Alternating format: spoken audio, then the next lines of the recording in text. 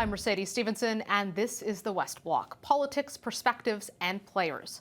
The brand new Canada-China committee met for the first time last week. It's looking at everything from coronavirus to security threats and Huawei. Conservatives pushed for the creation of that committee as part of their plan for Canada to take a harder line on China.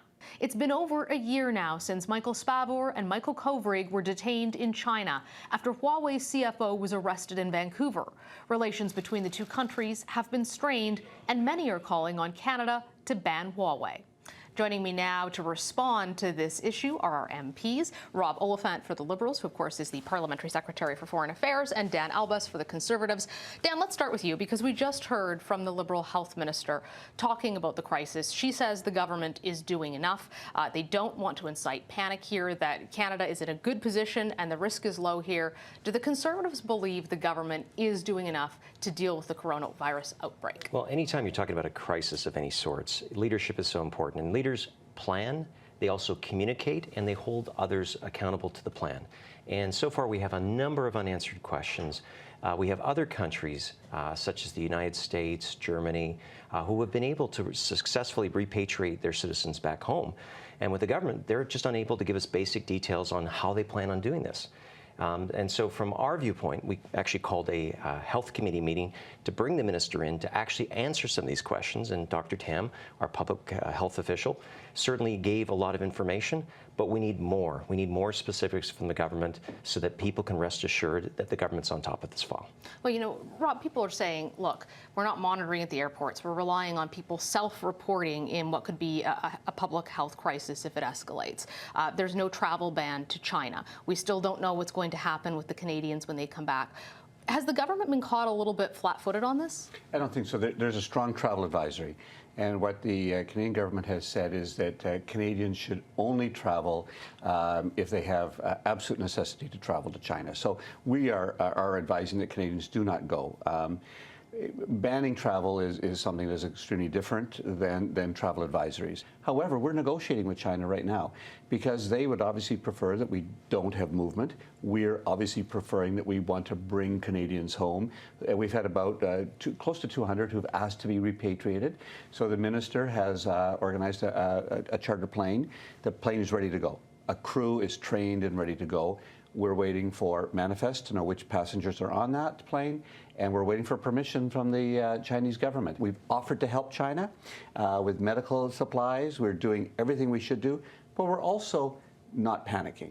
The last thing you want a government to do is panic. You want them to be prepared, planned, and execute carefully. Yes. Do no harm. We need to know a little bit more information as to how the government is responding.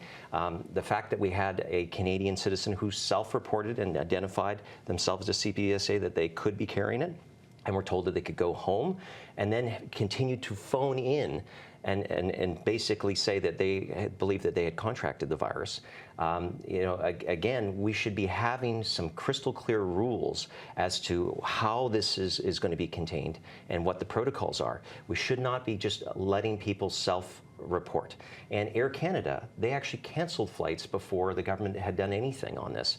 If you look at in Italy, they've already banned air traffic altogether. So there's different approaches by different countries. Some countries seem to be on the ball. Some seem to be flat-footed on this file. Okay, I want to change gears and talk briefly about Huawei, because that was something else that the committee was talking about this week. It's something certainly that the government is seized with. There's been no decision yet on whether or not to allow Huawei to participate in Canada's 5G system, but last week, the UK government made a decision to say, yes, we are going to allow them in.